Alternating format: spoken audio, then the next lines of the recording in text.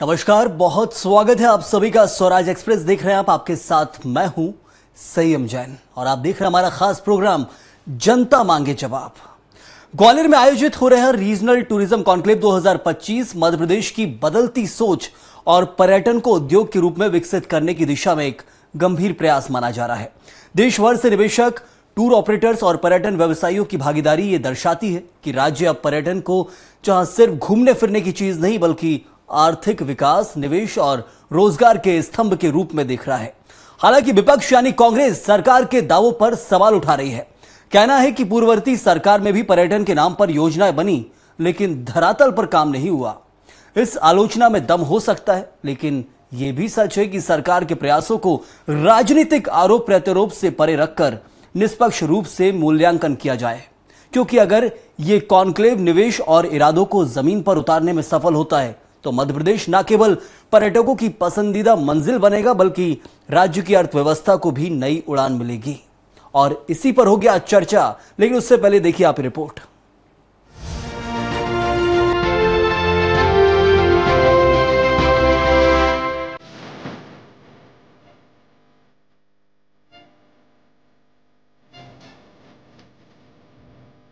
ग्वालियर में 2 दिवसीय regional tourism conclave 2025 का आयोजन किया जा रहा है, जिसमें देश भर से 400 से अधिक निवेशक, पर्यटन व्यवसायी, टूर ऑपरेटर्स, होटल इंडस्ट्री के कर्मचारी समेत कई लोग शामिल होंगे।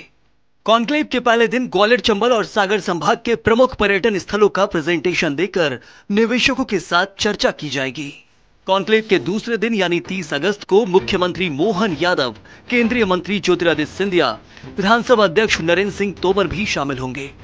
संभावना जताई जा रही कि इस कॉन्क्लेव से लगभग 4000 करोड़ रुपए का निवेश आकर्षित किया जा सकता है। डॉक्टर मोहन यादव सरकार की कोशिश है कि दूसरे राज्यों की तरह मध्य प्रदेश में भी पर्यटन को एक उद्योग के रूप में विकसित किया जाए, जिसके लिए समृद्ध धार्मिक और आध्यात्मिक महत्व वाले प्रसिद्ध स्थलों जैसे उज्जैन, महाकालेश्वर, ओमकारेश्वर के ज्योतिर्लिंग, सांची का बौद्ध स्तूप और ऐतिहासिक मंदिरों वाले खजुराहो के जरिए राज्य में धार्मिक पर्यटन को बढ़ावा देने के लिए सरकार बड़े पैमाने पर निवेश भी कर रही है। महाकाल लोक, ओमकारेश्वर महालोक और देवी लोक जैसी परियोजनाएं मुख्य रूप से शामिल हैं। पर्यटन के क्षेत्र में संभावनाओं के लिए ग्वालियर में समिट हुई है। इसके निश्चित ही बड़े सकारात्मक परिणाम मिलने वाले हैं। मध्य प्रदेश दुनिया के पर्यटन के क्षेत्र में एक बड़ा स्थान लेके आ रहा है और दुनिया भर के पर्यटक मध्य प्रदेश में आ रहे हैं। ये मध्य प्रदेश सरकार की पहल है जो प्रदेश के नौजवानों को रोजगार भी देगी, साथ ही प्रदेश में संभावनाएं बढ़ेंगी। लेकिन विपक्ष यानी कांग्रेस को सरकार के काम और दावों पर भरोसा नहीं है। कांग्रेस का कहना है कि शिवराज सिंह चौहान से लेकर मोहन यादव की सरकार में पर्यटन के नाम पर कोई काम नहीं हुआ। योजनाएं सिर्फ भ्रष्टाचार करने के लिए बनाई जा रही हैं। लगातार ये सरकार कॉन्क्लेव के नाम पे देश विदेश से लोगों को बुलाती है, लेकिन क्या सरकार उन लोगों के अंदर ये भरोसा जता पाई है कि जो लोग इसमें आ रहे हैं वो लोग कितना इन्वेस्टमेंट करेंगे? सिर्फ भ्रष्टाचार दिखता है, भ्रष्टाचार दिखता है, भ्रष्टाचार दिखता है। चाहे शिवराज सिंह चौहान हो या मोहन यादव हो, नए नए रास्ते खोजते हैं। मध्य प्रदेश को भारत का हृदय स्थल भी कहा जाता है। अपनी समृद्ध सांस्कृतिक विरासत, ऐतिहासिक धरोहरों, प्राकृतिक सौंदर्य और वन्य जीवन के लिए पूरे देश में मध्य प्रदेश की पहचान है। लेकिन लंबे समय से इन संभावनाओं का पूर्ण दोहन नहीं हो पाया। लेकिन अब मुख्यमंत्री डॉक्टर मोहन यादव के नेतृत्व में सरकार ने पर्यटन को केवल घूमने की चीज नहीं बल्कि आर्थिक प्रगति का एक मजबूत स्तंभ बनाने की दिशा में काम करना शुरू कर दिया है। आशा की जा रही है कि पर्यटन नीति में बदलाव से इंफ्रास्ट्रक्चर का विकास, धार्मिक पर्यटन को बढ़ावा और स्थानीय रोजगार के अवसर बढ़ाए जा सकेंगे। Bureau report, Swaraj express.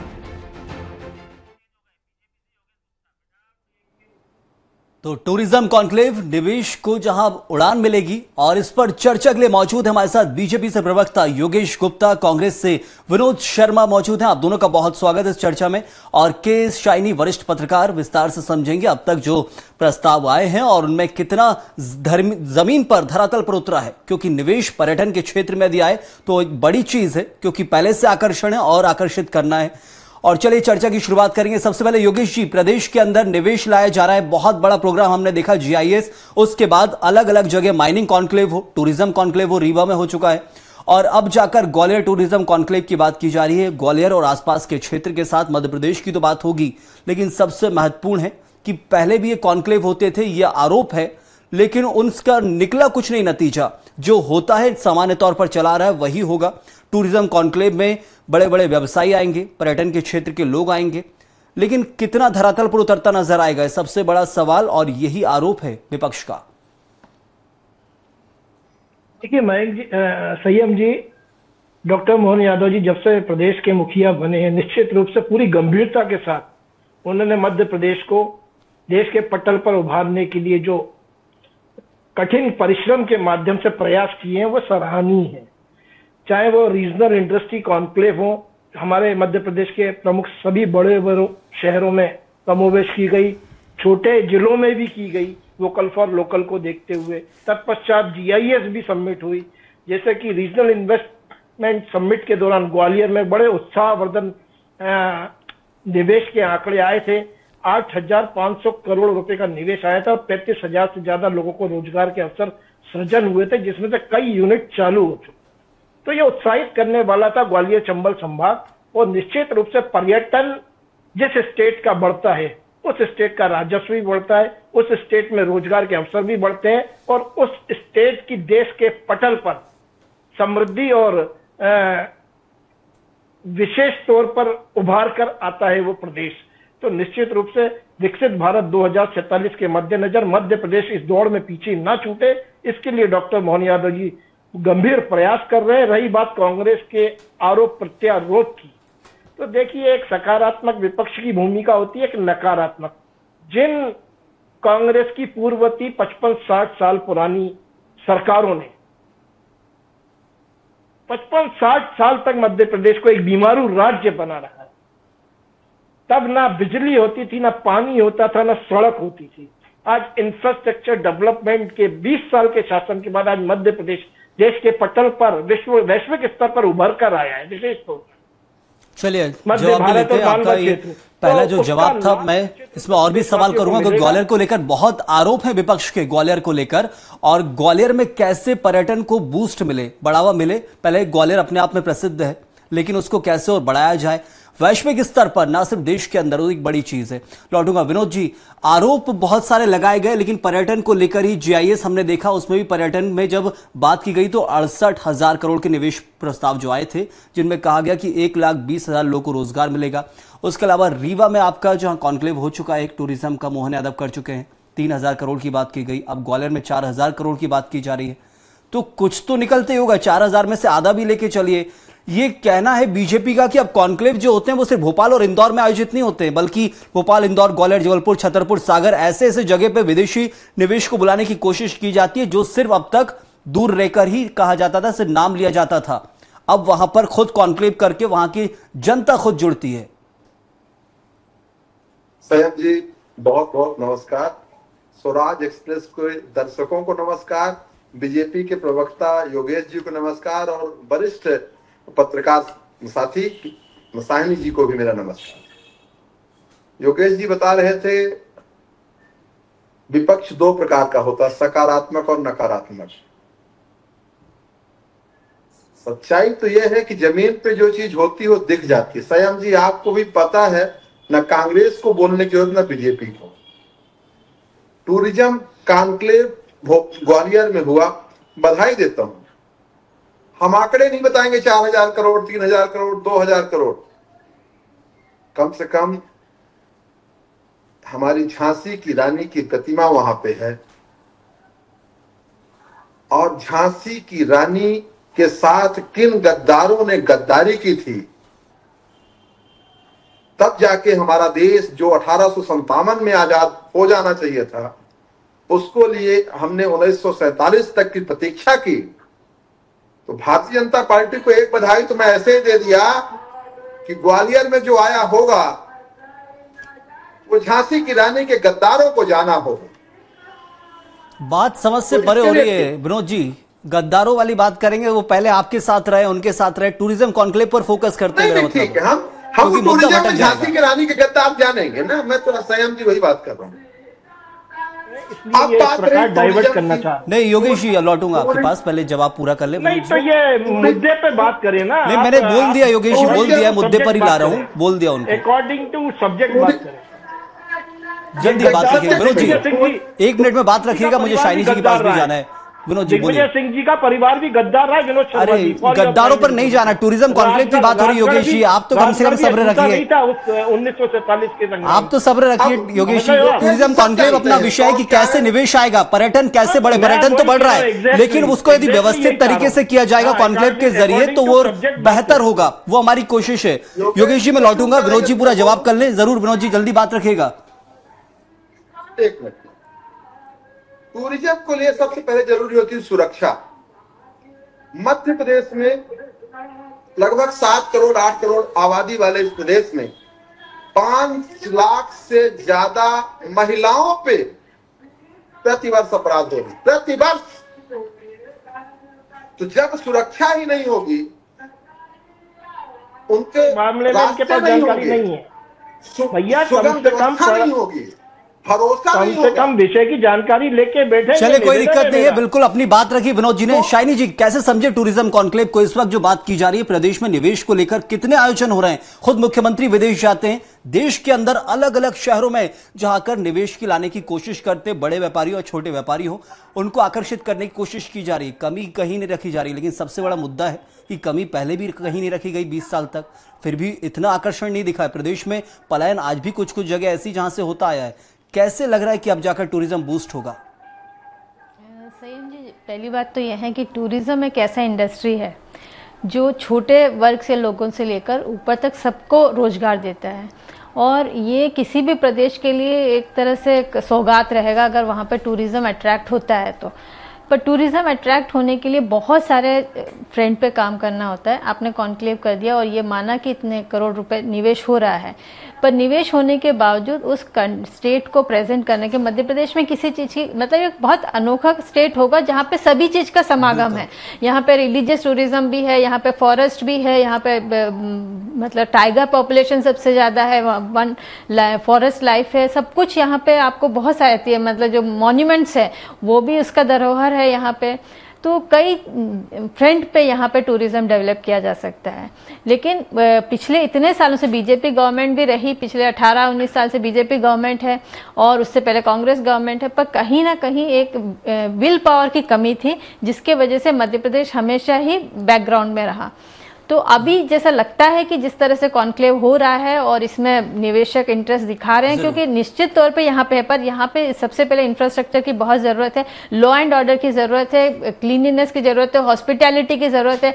सिर्फ निवेश आने से यहाँ पे टूरिज्म नहीं बढ़ेगा। टूरिज्म बढ़ने के लिए आपकी हॉस्पिटैलिटी होनी चाहिए। जो विदेशी लोग आते हैं या दूसरे शहर से देश से आते हैं तो उनको लगना चाहिए कि यहाँ के प्रदेश के जो लोग हैं उनका बड़ी बात है। बिल्कुल हाँ, शाइनी जी मैं आपको रोकूंगा नहीं यहाँ पर, इसमें एक ऐड ऑन करूंगा मैं एक और चीज जो कहा गया है कि विदेशी निवेश जब आता है और विदेश से जब आके पर्यटक यहाँ घूमते हैं, इसके अलावा जो वहां पर निवेश करेंगे उसको भी लोग देखेंगे क्योंकि पर्यटन का क्षेत्र है। लेकिन ग्वालियर को कैसे समझें? ग्वालियर के अंदर चंदेरी भी आता है, ग्वालियर संभाग क्षेत्र के आसपास के जो पर्यटन क्षेत्र है, श्योपुर की बात करेंगे तो वहां कुनो नेशनल पार्क है, तो पूरा का पूरा क्षेत्र अपने आप में एक अलग पहचान रखता है देश में।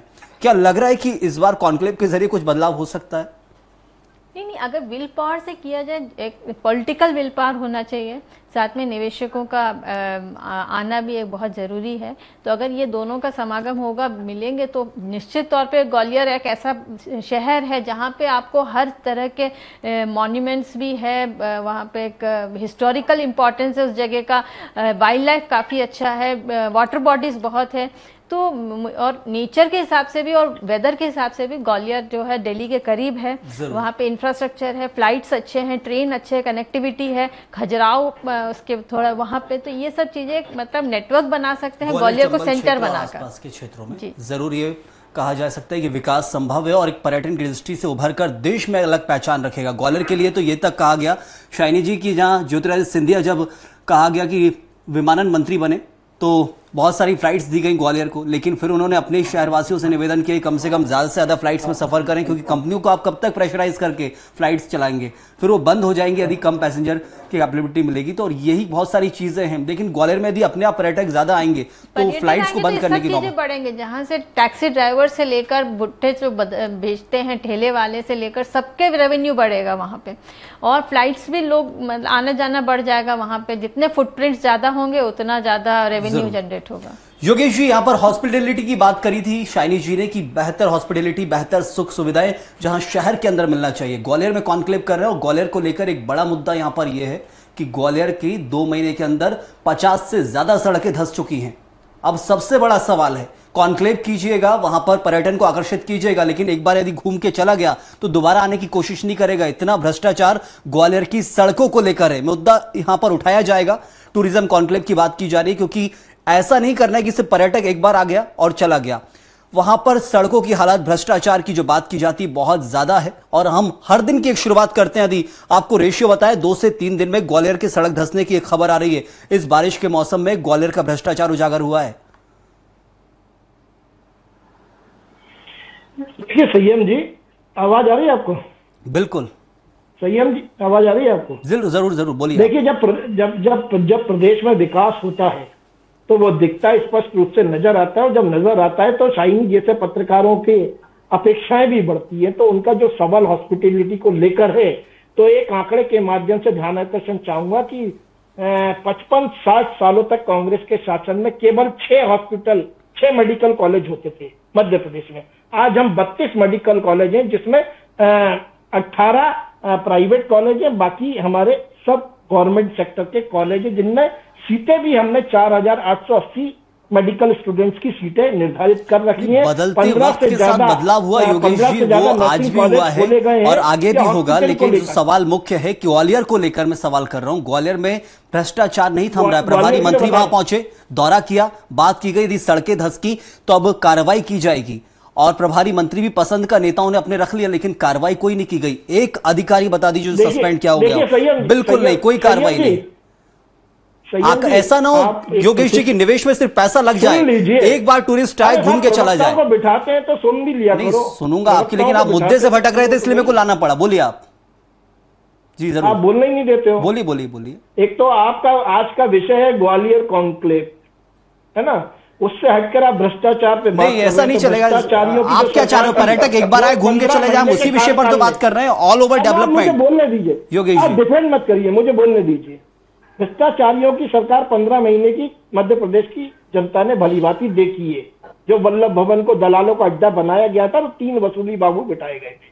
हम प्रदेश का विकास कर रहे हैं। सड़कों की बात आपने करी है, तो परफॉर्मेंस गारंटी के अंतर्गत आजकल सड़कें बनाई जाती हैं। अगर ड्यूरिंग दी मानसून कहीं सड़कें खराब हुई हैं, तो वो उस जिम्मेदार एजेंसी के ऊपर जाती है कि उसका रिपेयर तुरंत करे। और आपने देखा भी होगा, आजकल केमिकल बेस्ड स्ट्रक्चरल मटेरियल आ रहा है, जो बारिश में भी जहां गड्ढे हुए उसको फिलअप किया जा रहा है। तो पीडब्ल्यूडी, स्थानीय प्रशासन, ये सब मिलकर निश्चित रूप से सड़कों पर भी फोकस्ड है।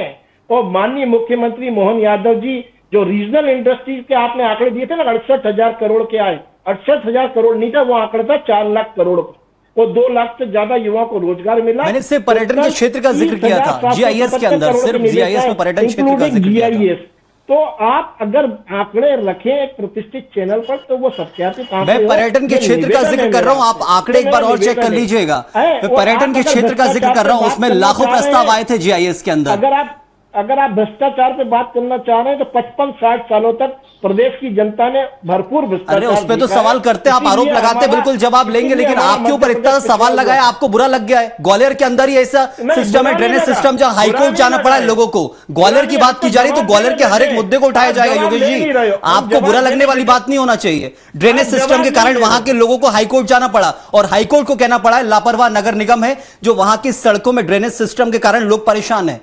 मुद्दा पूरी तरह से उठाया जाएगा। ग्वालियर में थोड़ी कि टूरिस्ट एक बार आया, पैसे डाल के चला गया। कॉन्क्लेव में आपने पैसा डाला और चला गया। मुद्दा तो समझिए आप, मुद्दा क्या है? रखा जाएगा, टूरिस्ट आएगा, बराबर ध्यान रखा जाएगा। तो वही चीज है, आपको बुरा नहीं लगना चाहिए इतनी जल्दी। डॉक्टर मोहन यादव की सरकार फोकस्ड है, और सड़कों से लेकर एयर कनेक्टिविटी और हमारी हाईवे सब चकाचक है, रख रखाव बहुत बढ़िया, ये आत्मविश्वास के लिए अच्छा है।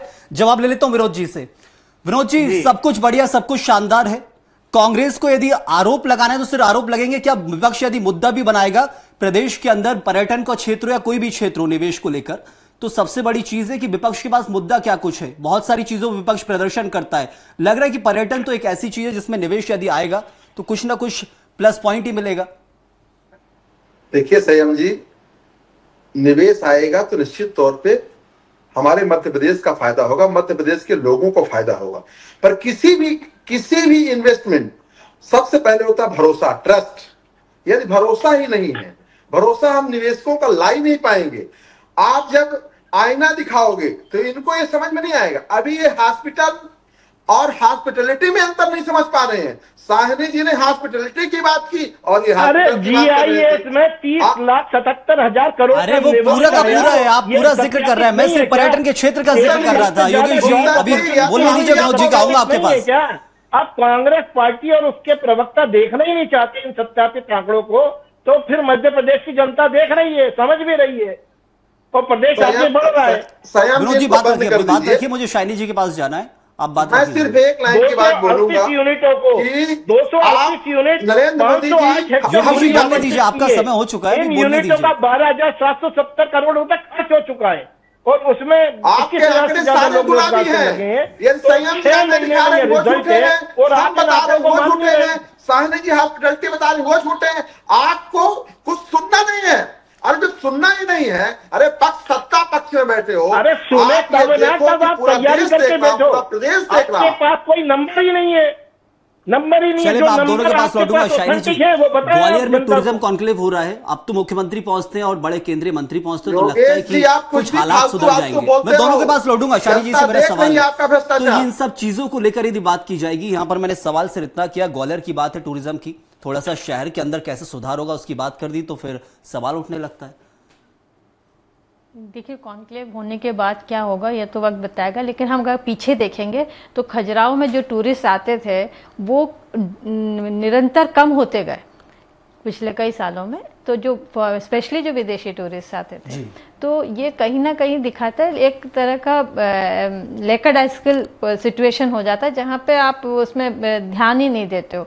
तो अब जब कॉन्क्लेव हो रहा है तो निश्चित तौर पे मेरे ख्याल से इस तरफ चीज़ों पे ध्यान जाएगा और जब निवेश आएंगे तो निश्चित तौर पे वहाँ पे जितने इंफ्रास्ट्रक्चर है और जो डेवलपमेंट होनी चाहिए जो टूरिस्ट आएंगे उनके लिए, तो वो मेरे ख्याल से एक पॉजिटिव चीज़ होगा। लेकिन निवेशक आने से सिर्फ मेरा सिर्फ ये कहना, आप सिर्फ निवेश करने से टूरिस्ट नहीं आते हैं, ये माउथ पब्लिसिटी होती है। जब अगर मैं कहीं जाऊंगी और मेरे को वो जगह अच्छा लगेगा, मेरा वहाँ पे जो जिस तरह से मेरे से बर्ताव होगा, मेरे को खाना पीना अच्छा मिलेगा, लोग वहाँ पे मेरे से अच्छे से व्यवहार करेंगे, तो दो चीज़ें मैं बात बाहर लेके जाऊँगी। मैं यही कहूँगी कि नहीं, वो बहुत अच्छा जगह, आपको विजिट करना चाहिए।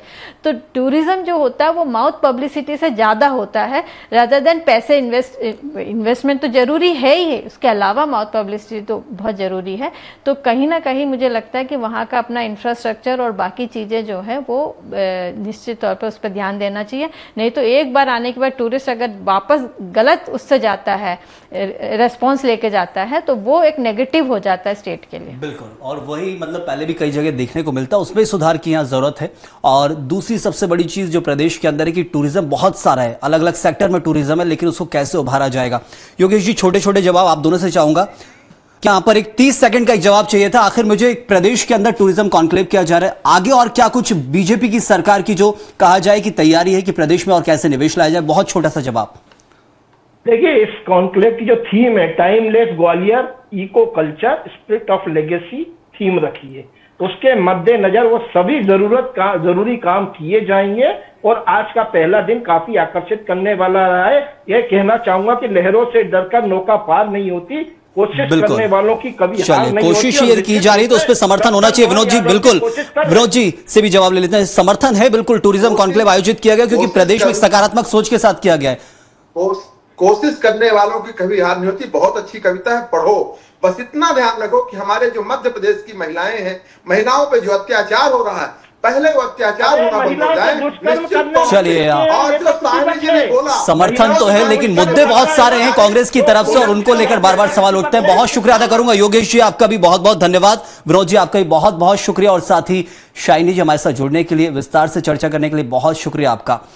तो एक तरफ जहां टूरिज्म कॉन्क्लेव प्रदेश में आयोजित की जा रही है, आंकड़े बहुत सारे रहते हैं, लेकिन सबसे बड़ी चीज धरातल पर यदि टूरिज्म को उतारने की कोशिश है, कॉन्क्लेव के जरिए निवेशकों को आकर्षित करने की कोशिश है, तो यह सिर्फ बढ़ावे से और बड़ा मिलेगा, लेकिन यह है कि कहीं कोई कमी ना रहे। पर्यटन का क्षेत्र है, यूं तो बिना निवेश के आकर्षण हो जाता है, लेकिन निवेश अधिक किया जाएगा तो और ज्यादा मुनाफा प्रदेश के हित में ही होगा। इस वक्त के लिए फिलहाल इतना ही। आप बने रहिए स्वराज एक्सप्रेस के साथ।